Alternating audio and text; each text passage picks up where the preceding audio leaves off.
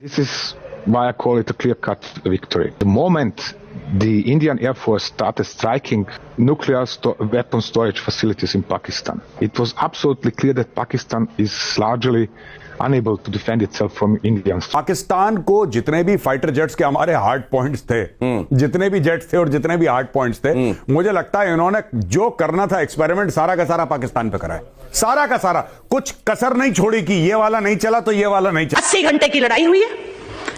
उस 80 घंटे की लड़ाई में भारत के 95 अरब, एक रफ एस्टिमेट के मुताबिक 95 अरब डॉलर्स तय हो गए हैं। इन्होंने फतेह 1 और 2 मिसाइल्स इसलिए चलाई क्योंकि इनको लग रहा था कि साहब कि यहाँ तो हमारे न्यूक्लियर वेपन्स के जो गढ़ हैं, जो हमारे जो इंस्टॉलेशंस जो है, मेन इंस्टॉलेशंस हैं, उनके ऊपर हमले हो रहे हैं, तो उन्होंने मिसाइल चलाई। भारत ने जितना मारा है असल में उससे कम ही बताया है, और उसकी वजह दो हैं। एक तो हमारा चरित्र ऐसा नहीं है कि हम इस तरह की बातों को बड़ा बढ़ चढ़ कर बताएं।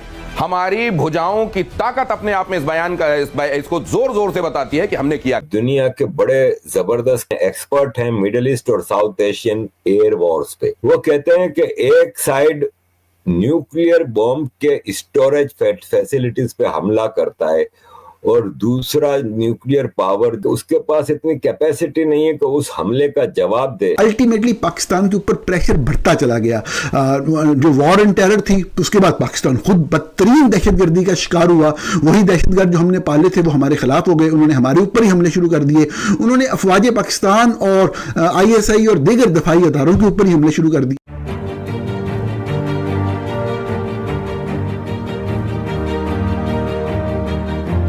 नमस्कार दोस्तों, जय हिंद। निक न्यूज़ भारत की रिएक्शन वीडियो में आप सभी का स्वागत है।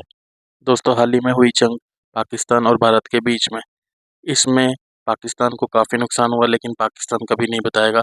लेकिन दोस्तों, ये बात पूरे वर्ल्ड मीडिया को, पूरे दुनिया में पता चल चुकी है कि भारत ने पहला हमला किया और पाकिस्तान के जो न्यूक्लियर साइट्स हैं उन्हें ध्वस्त कर दिया। और दोस्तों, यही नहीं, जो बहुत बड़े एनालिस्टिस्ट हैं टॉम कूपर, उन्होंने भी एक स्टेटमेंट दिया है और उन्होंने ये बताया है कि भारत की तरफ से पहला हमला पाकिस्तान पर हुआ, उसके न्यूक्लियर साइट्स पर हुआ, और इसके जवाब में पाकिस्तान कुछ नहीं कर पाया। पाकिस्तान कुछ नहीं कर सका। भारत ने उनके न्यूक्लियर साइट्स को बहुत ही बुरी तरह से ध्वस्त कर दिया। और दोस्तों, वहीं पर पाकिस्तान के लोगों को बचाने के लिए अमेरिका और इजिप्ट ने अपने शिप भेज दिए हैं ताकि पाकिस्तान के लोगों को न्यूक्लियर साइट से निकाला जाए और उन्हें बचाया जाए। और वहीं दूसरी तरफ पाकिस्तान अपनी जीत के ढोल नगाड़े बजा रहा है, बहुत ही ज़्यादा ढिंढोरा पीट रहा है, क्योंकि दोस्तों वो दुनिया के सामने उसकी बेइज्जती ना हो और भारत के सामने बेइज्जती ना हो कि वो बहुत बुरी तरह से पाकिस्तान हारा है। तो इसी टॉपिक पर चलते हैं आगे की वीडियो की तरफ। धन्यवाद। ये जो अटक वाला मामला है, उनका फतेह जंग एक उनका न्यूक्लियर बेस है, या उसको कहें कि वो न्यूक्लियर मिसाइल बेस है, और वहाँ से जो इनकी जो न्यूक्लियर मिसाइल है वो चलाई जाती। पहले दिन उसके ऊपर ही सीधा सीधा हमला कर दिया था। और काला चिट्टा जो है वो भी रावलपिंडी के पास में ही है। काला चिट्टा में भी वहाँ के उनके न्यूक्लियर मोबाइल लॉन्चर वगैरह का वहाँ पर हाउसिंग है, वो करते वहाँ से होता है। काहूटा क्या है? काहूटा वहाँ है जहाँ पे वेपन्स फैब्रिकेट होते हैं। तो पहले दिन ही ये ड्रोन स्ट्राइक्स हो गई थी। उस ड्रोन स्ट्राइक्स के साथ साथ ये अलग बात है कि वो रेडार जो है, वो लाहौर और गुजरांवाला वाला जो रेडार साइट्स थी, वो रेडार ख़त्म कर दिए गए। तो उसके बाद फिर ये बिल्कुल आधे ब्लाइंड वैसे ही हो गए थे। और अगले दिन जब इन्होंने, यानी कि 9 और 10 की जो बीच की रात थी, 9 और 10 तारीख के बीच की रात में जब मिसाइल चलाई, मिसाइल क्यों चलाई?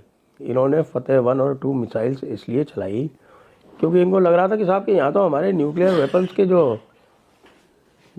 गढ़ हैं, जो हमारे जो इंस्टॉलेशंस जो है, मेन इंस्टॉलेशंस हैं, उनके ऊपर हमले हो रहे हैं।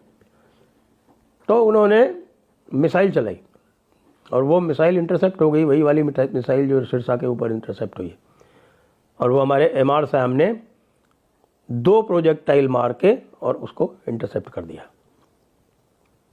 MR साहब की 2 प्रोजेक्टाइल से मार के नष्ट करने की क्षमता जो है वो 99% से 99% बताई जाती है।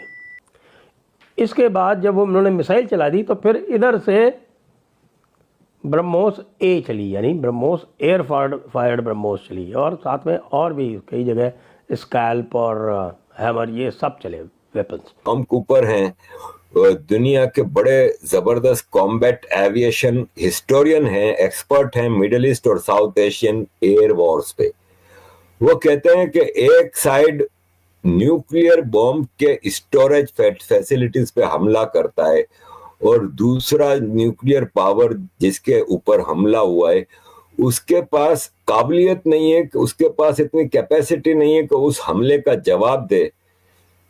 तो फिर मेरी किताबों में क्लियर कट विक्ट्री किसकी है ये बताना ज्यादा मुश्किल नहीं।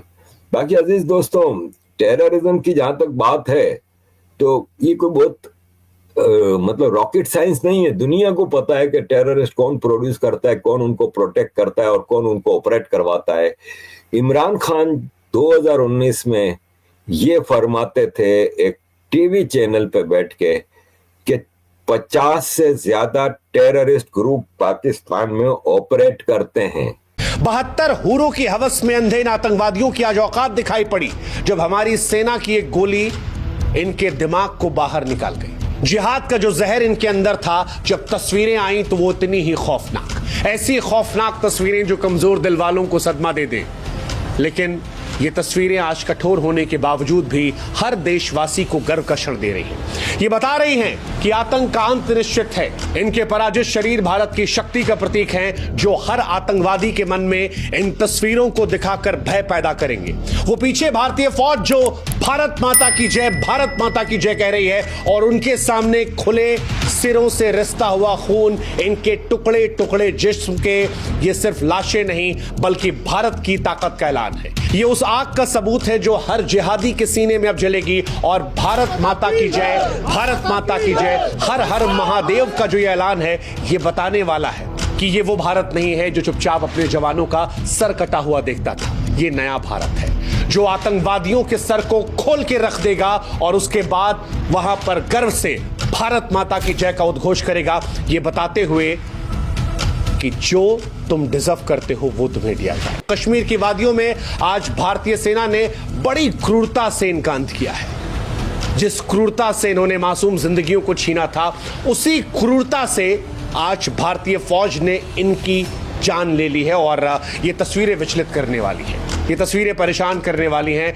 लेकिन आज ये तस्वीरें सुकून देने वाली है, क्योंकि इसमें वो शैतान भी शामिल था जिसने हमारी बहन बेटियों की मांग उजाड़ी थी, निहत्थे लोगों पर धर्म पूछकर गोलियां दागी थी। लेकिन आज इनके फटे हुए सिर से लहूलुहान लाशें जब बिछाई गई, सिर्फ खून नहीं सजा बल्कि उस झूठे जिहादी विचारों का अंत हुआ जो भारत को बांटने का सपना देखते हैं। ऐसी ही लेटेस्ट वीडियो देखने के लिए निक न्यूज़ भारत को सब्सक्राइब करें, लाइक और शेयर करना ना भूलें।